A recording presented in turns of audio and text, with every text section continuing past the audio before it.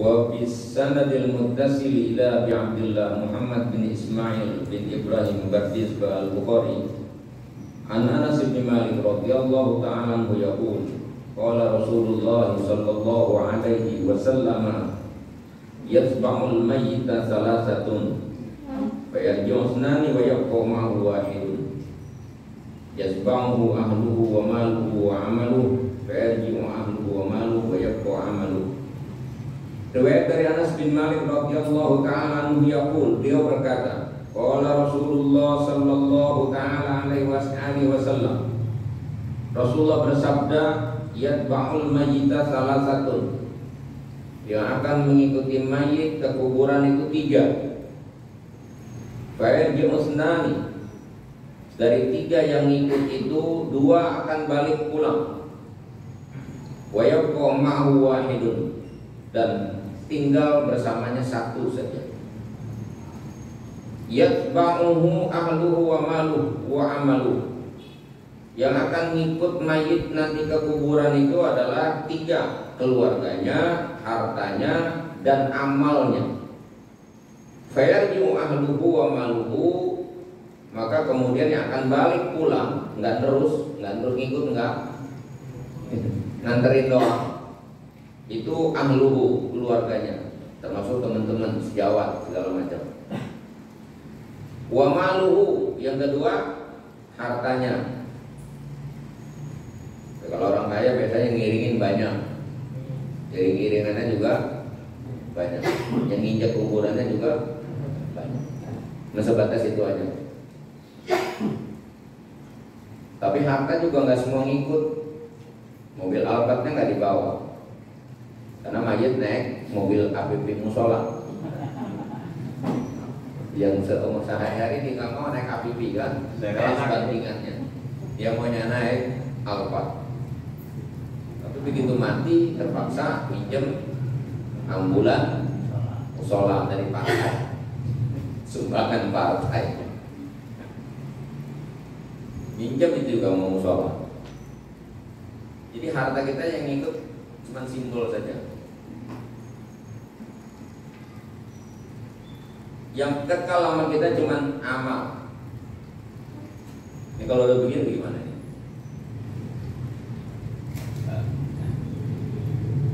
Itu kata Syekh Ra'aitu kulla syahsin lahu mahbubuh. Aku memperhatikan setiap orang punya kecintaannya masing-masing. Fa idza wasala ilal qabri faraqahu mahbub. Tetapi betapapun dia mencintai sesuatu, kalau dia udah masuk ke dalam kubur, maka dengan sendirinya akan berpisahlah apa yang dia cintai. Burung yang dia hobi nggak dibawa ke kuburan. Duit enggak dibawa ke kuburan. Hobinya mancing, joran yang enggak dibawa. Yang hobi bulu tangkis, raket yang enggak. Pengaji prek, gagal main bola, enggak kalau dibawa. Semua orang punya hobi, untuk meluluskan hobi itu biaya mahal dikeluarin untuk hobi. Macam orang.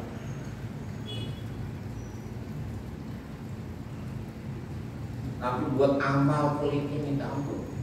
Kalau buat hobi itu nggak ngitung duit, nggak ada harga. Insyaallah. Saya kemarin tadi kita dicariin waktu. Setelah saya cari apa yang dia minta, udah ketemu. Gua tahu harganya, masya Allah. Kaget juga saya. Batu kecil banget, cuma 4 karat. Kita 850 juta. Temu saya cari barangnya, ngenes juga kita, nggak berani bawanya, lihat gambarnya doang,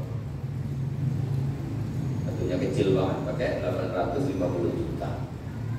Orang-orang berduit, ya bayar aja, hobi, coba ke surga mau nggak dibayar gitu? Itu musyawarah bulan itu baru keluar. Tapi untuk kopi keluar. Insya Allah.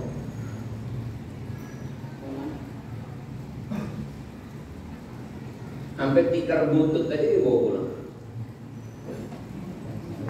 Ini tikar buat bungkus mayat itu, ya kan? Tanyain siapa yang bawa tikar? Lah buat lu kali. Ah enggak, gue buat lu aja lu belakangan. Iya, ilmu ini bawa berarti itu. Ambil. Lumayan tuh bapak gaple. Timbang begitu doang. Bawa pulang. Yang ikut cuma satu amal kita. Maka kata Syekh Hatib, nih orang cerdas berarti beliau. Faja'altu mahbubi hasanati liyakuna ma'i fil qabr. Maka aku akan menjadikan ibadah itu sebagai kesenanganku, agar dia menjadi temanku di dalam kubur. Karena yang lain pulang semua, gak ada yang mau nemenin. Bini katanya doang sehidup semati. Gitu kan? Kita perjuangin buat bini kita, apa aja buat nyenangin bini kita lakukan. Lagi dia kita mati, paling nangis doang. Enggak mau ngikut, jangankan ngikut. Numpang tidur semalaman aja di kamar yang nggak boleh, suruh keluarin. Biar mayat di sini ya, besok pagi baru kita urusin. Nggak boleh Ustaz, mau taruh dulu. Ya urusin kita, orang-orang yang mengikut kuburan. Jadi meletakkan cinta itu yang benar di mana? Meletakkan cinta yang benar adalah pada amal, karena amal yang akan mengantarkan kita, akan menemani kita.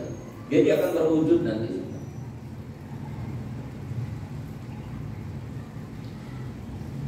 Cuman karena belum mati, jadi kita jelasin kayak apa yang begini.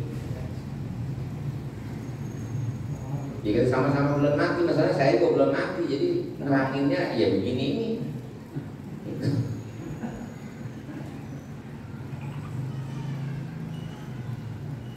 Dan yang udah pada mati minta balik lagi, mau ngapain?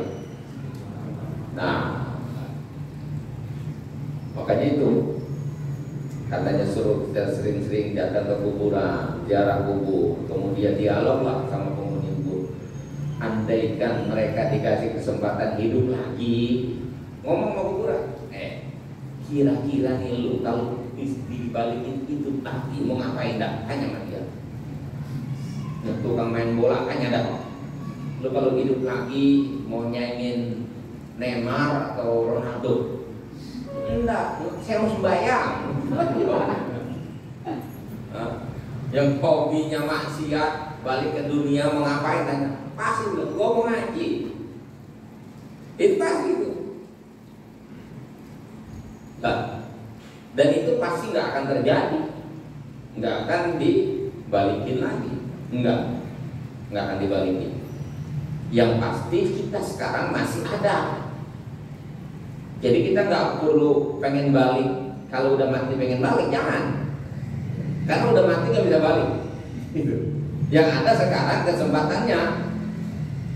Maka ketika kita takziah orang mati, lihat mayat terkubur tuh, yang terlintas begitu tuh, jawab buat kita.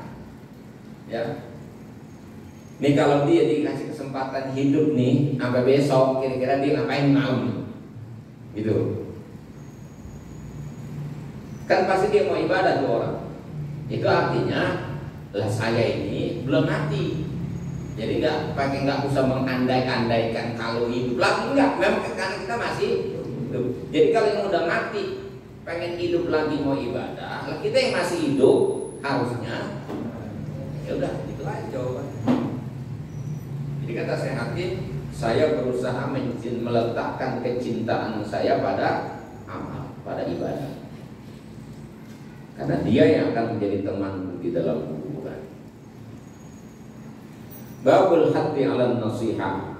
Bab motivasi untuk memberikan nasihat. Qala Nabi sallallahu alaihi wa alihi wasallam, "Idza stansahakum akhahu falyansah lahu." Apabila saudaramu minta nasihat kepada saudaranya, maka berikanlah nasihat. Ini hadisnya panjang riwayatnya.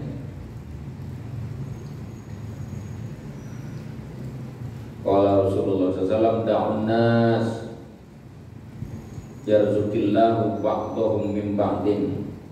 Biarkanlah manusia ya, dengan masing-masing punya amal perbuatannya, kelakuannya. Yarzuqillahu ba'dahum min ba'din. Allah memberikan rezeki sebagian dari sebagian yang lain. Tetapi faidastan sohar rajul ar-rajulah falyansahu. Apabila seorang minta nasihat kepada orang lain, maka orang itu harus memberi nasihat. Maksudnya nasib kita kan masing-masing. Tapi hal yang terkait dengan kebaikan, apa bisa kita berikan kepada saudara kita? Ya, kita berikan nasihat itu untuk kebaikannya. Nasibnya nggak akan berubah, nggak akan ketukar. Jadi kita memberikan kebaikan kepada orang lain, nasib kita nggak akan bertukar dengan nasib dia. Jadi kebaikan kita lakukan. Jangan merasa miskin dengan kebaikan dalam hidup ini. Takut nanti kita kesaingi. Jadi ustaz, ya biasa aja ya ustaz, saling ngangkat gitu, jangan saling jatuhin. Nggak bakalan jatuh kita gara-gara kita ngangkat. Setelah ini orang curiga mulu. Terbawa saing sama dia, dia laku terbawa enggak. Ya berhenti ya Ustaz kalau masih mikirin begitu mah. Apa yang bisa kita berikan buat orang? Kasih jalan, jangan ditutup jalan orang. Bukakan, kasih tahu sama dia yang baik. Kan orang kadang-kadang kita bisa curhat sama orang, karena orang kita percaya, kita curhat sama dia, kita pendapat. Jangan ditutup-tutupin. Tadi pendapat sejujurnya. Urusan nasib sudah ada garisnya masing-masing.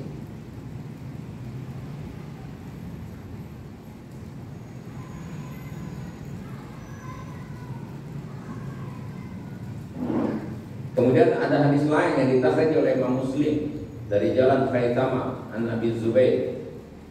Bila yabi hadirun libadin da'un nas yarzuqillahu ba'dahum min ba'din. Janganlah orang-orang yang ada di kota membeli dagangan orang kampung. Orang yang dari kampung dagangannya kita cegat di jalanan sebelum dia tahu harga barang itu. Dengan harapan kita cegat di tengah jalan supaya kita bisa beli harga murah. Sementara yang dari kampung karena nggak tahu harga main jual aja. Ujungnya dia apa? Dia akan menyesal. Jangan, itu namanya ngerugiin, nggak boleh dalam Islam. Orang yang ingin menjual barang biar dia tahu harga pasar. Nanti kita menawar aja. Dikasih beli, nggak dikasih jangan maksa. Dan jangan, pokoknya intinya dalam hubungan muamalah bainan nas tidak boleh ada pihak yang dirugikan. Itu prinsip dasar. Pegang itu ya. Dan pergaulan kita kepada manusia, apapun yang kita lakukan hukumnya haram. Ketiga, keuntungan ada di satu pihak, kerugian terjadi pada pihak lain. Itu aja pegang. Prinsip itu nggak boleh. Itu cukup udah bahasa haram tuh di situ. Dalam konteks muamalah, rumusnya begitu. Makanya kenapa riba diharamkan? Karena ada satu pihak yang untung, satu pihak keuntungan itu mau kerugian pihak lain. Kenapa sogok menyogok itu diharamkan? Karena harusnya orang yang berhak dengan jabatan tertentu akhirnya tidak dapat gara-gara pihak lain yang mengambil. Itu kan berarti ada pihak yang diuntungkan dengan kerugian pihak lain. Haram. Lain halnya dia minta pendapat sama kita, kasih pendapat itu. Artinya apa? Memberikan keuntungan kepada orang lain yang tidak tahu menjadi tahu, yang tidak ngerti jadi ngerti.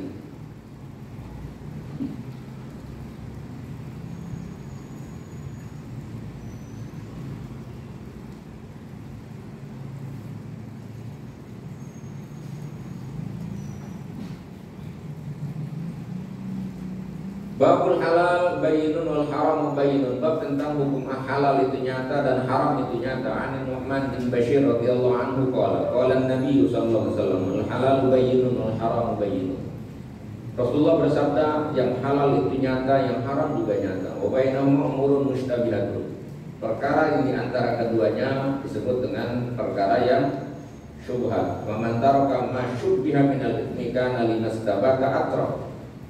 Maka siapa orang yang meninggalkan perkara yang samar dari sebuah kesalahan, dia ragu ini bisa jadi salah, dia tinggalin.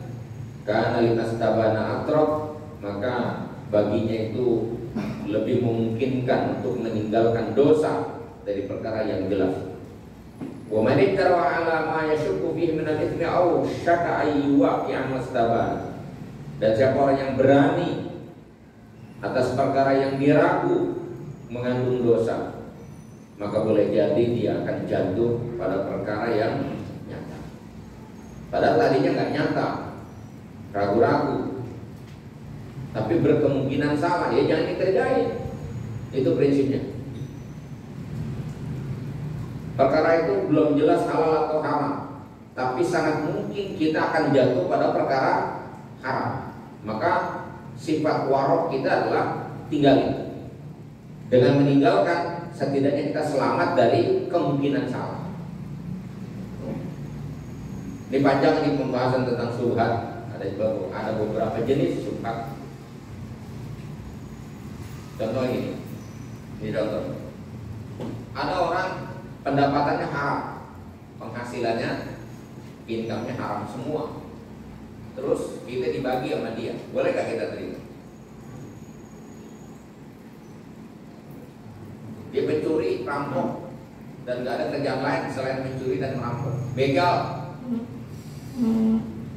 Terus kita dibagi sama dia, boleh gak kita terima? Hah?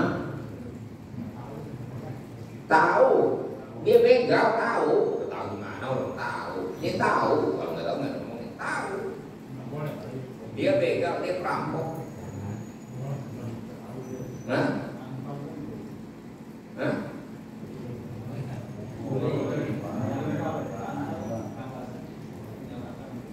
Oh, kalau itu lain. Kalau rampasan orang mah itu rampasan perang namanya.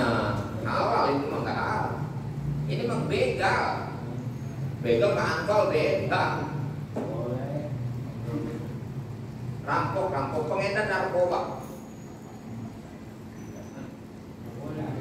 Ya jelas nggak boleh, itu pakai ragu-ragu. Dengan barang haram kok. Susah amat doyan amat duit sih.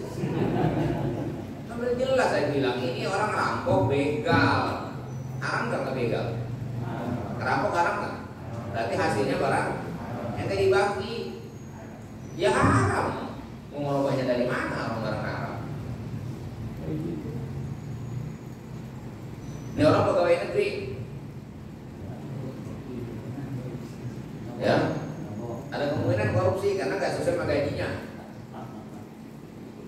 Jabatan cuma bidang ini tapi duitnya banyak. Boleh nggak kita dibagi sama dia kita terima?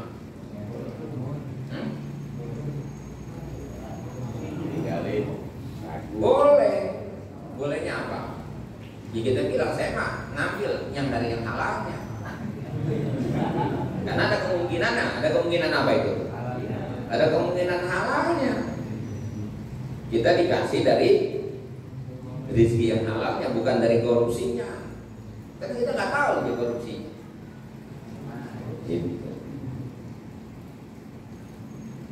Jelas. Tapi sikap waro menghindar. Sikap waro harus menghindar karena sulit memisahkan mana yang halal, mana yang lama-lama yang haram yang tertular juga. Karena makanan enak, doyan jadinya. Gitu. Itu secara waroknya. Terus kalau kita tiba-tiba dikasih tanpa kita minta, gimana? Imam Ghazali kasih jalan dalam kitab Al-Arba'in fil Usul. Sikap warok itu adalah sunnah. Dalam kondisi kayak tadi itu, orang ada dua pendapatannya, ada pendapatan halal, ada pendapatan campur dalam income dia. Sikap warok kita, sunnahnya ambil sikap warok, yaitu tidak menerima pemberian dia. Itu kan sun. Terus kenapa harus diterima? Kalau kita tolak pemberian dia kecewa nggak? Mengecewakan orang haram nggak? Mana lebih dahulukan, menghindari haram atau ngambil yang sunnah? Ya bilang ngaji belum amat ini. Mana yang kita dahulukan, ngambil warok, menolak pemberiannya, atau kita terima karena kita tidak mau mengecewakan orang?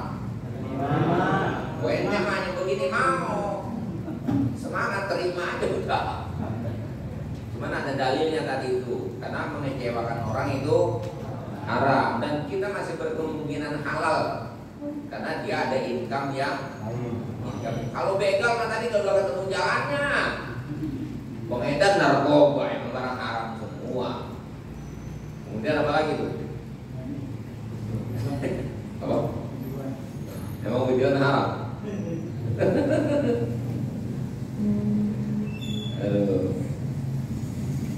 Jadi kalau yang subhat itu nanti penjelasannya panjang. Makanya kalau yang ragu-ragu jangan diambil. Sebagai orang awam, jadi begini bahasanya, yang halal itu nyata, yang haram itu nyata. Yang nggak nyata namanya subhat. Subhat ini tidak banyak diketahui orang. Maka untuk orang alim mah tahu mana yang benar mana yang kagak, karena dia punya rumusan, ada standar. Maka itu kalau ragu-ragu jangan nyelonong aja, tanya. Di situ berfungsi fas'alu ahla dzikri in kuntum, tanya yang ngerti. Ini romonya duit nggak nanya lagi udah pokoknya. Ada bilang duit mah ada saudaranya, bisa gua bagi mau ntar.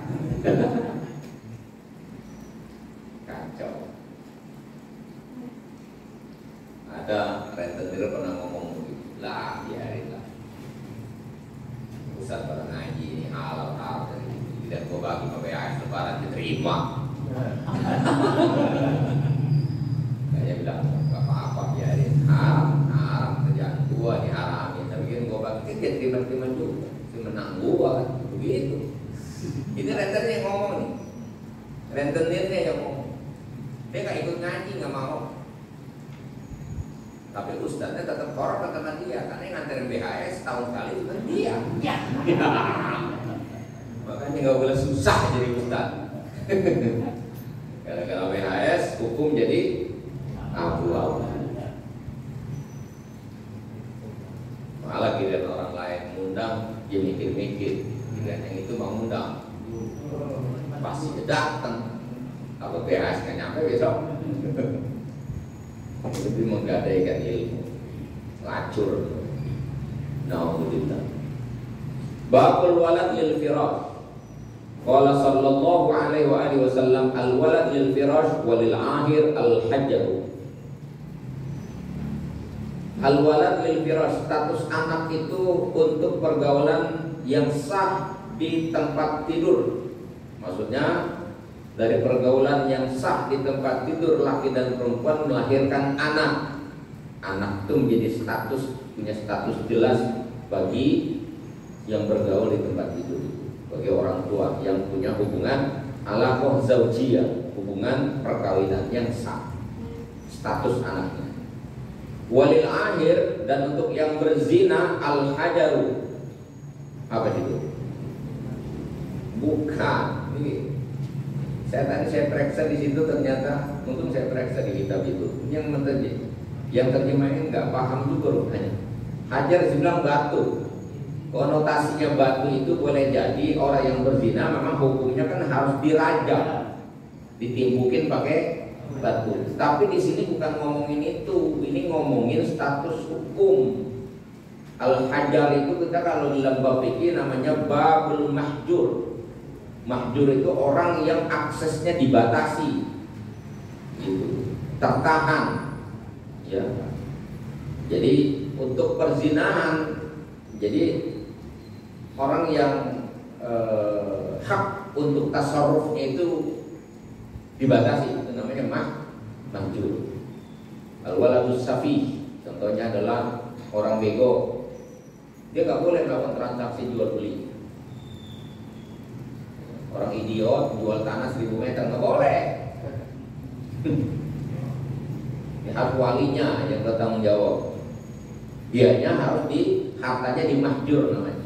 Hartanya harus dibentengi, dipagari. Nggak boleh dia punya akses langsung untuk jual beli. Namanya mahjur. Nah, orang yang berzina itu hak tasarrufnya dibatasi. Jadi nggak boleh mengklaim hak anak dari hasil perbuatan zina. Itu maksudnya.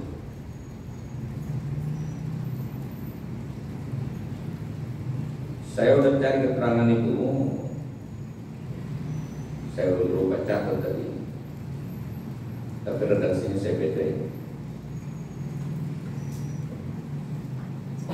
Di kajiannya ada kajian matan, ada kajian sanad. Sanad hadis ini jelas sanad hadis ini sahih.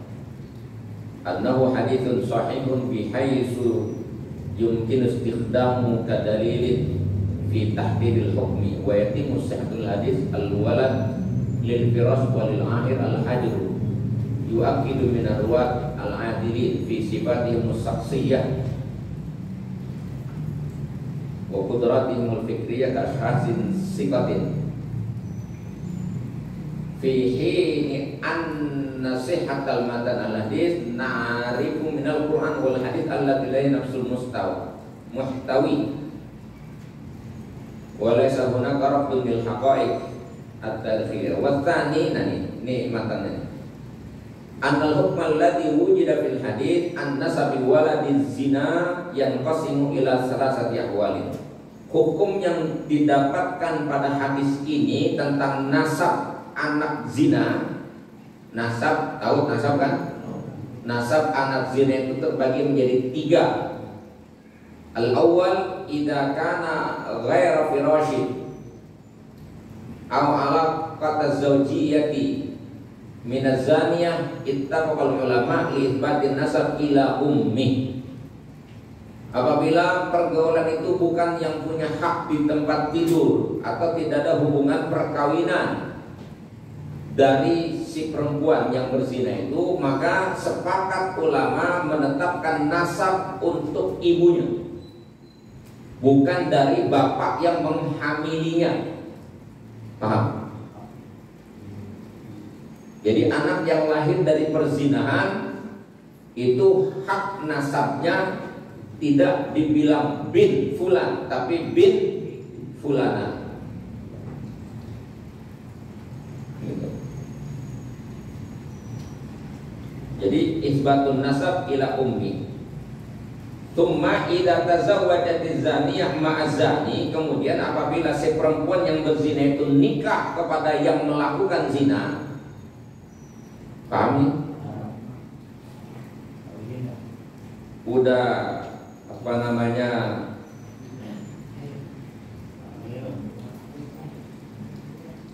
MBA, married by accident. Fanikahu sahihun, maka nikahnya menjadi sah. Itu udah ketahuan, udah gunting baru sah nikahnya. Lakin zada Syafi'i, akan tetapi Imam Syafi'i menambahkan syarat. Idal walad yuladu aktar min sittati ashhurin fayunsabu ila zani alladhi yuzawwiju. Apabila anak yang lahir itu dilahirkan lebih dari 6 bulan, maka dinasabkan kepada si pelaku yang menikahi ibunya. Ya, lebih dari 6 bulan. Berarti udah 2 tuh ya. 1, anak lahir karena perzinahan, walaupun jelas pelakunya, ngaku orangnya, tapi sampai lahir anaknya itu tidak menikahi, maka anak ini nasabnya ke ibunya. Atau kecelakaan, dinikahi, lihat dulu, kalau lebih dari 6 bulan sejak akad nikah baru lahir bayinya.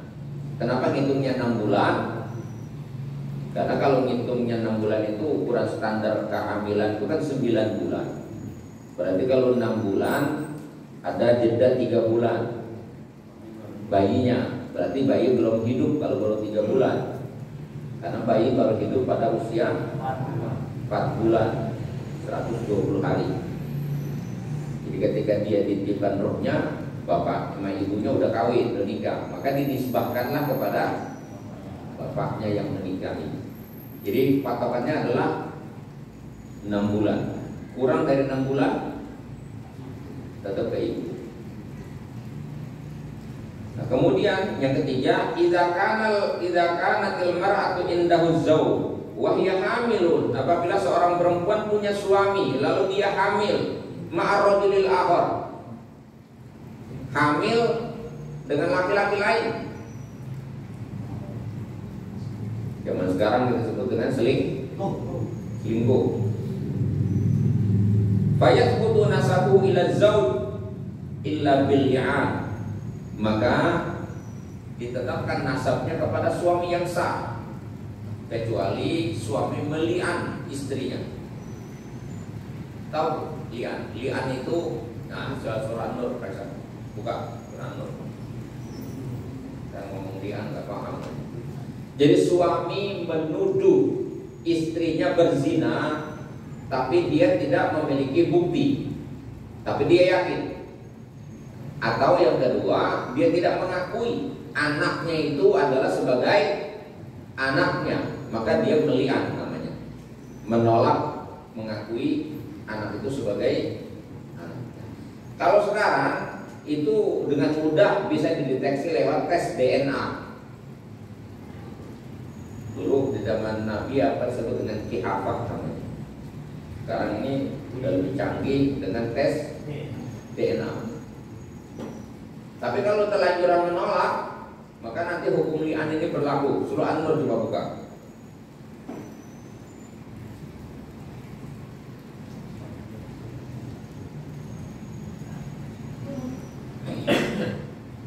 Surah An-Nur atau surah apa ya?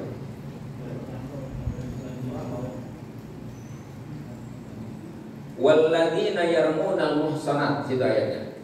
Dan orang-orang yang menuduh perempuan istrinya berzina, itu malam yaktu bi arba'ati syuhada, lalu dia tidak bisa mendatangkan 4 orang saksi, fajliduhum tamanina jaldan, maka jilidlah dia dengan 80 jilidan. Suami yang menuduh istrinya berzina tapi nggak punya saksi, ya suaminya yang dijilid berapa? 80 kali jilid. Wala taqbalu lahu syahadatan abada wala humul fasqun, karena nggak boleh nuduh.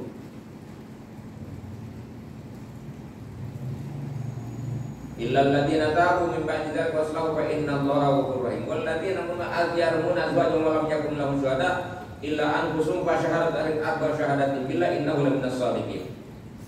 Dan orang-orang yang menuduh pasangan mereka dan dia tidak punya saksi kecuali diri mereka sendiri, maka persaksian salah seorang dari mereka itu dengan 4 kali bersaksi kepada Allah innahu laminas shadiqin, bahwa dia termasuk orang yang benar dengan tuduhannya.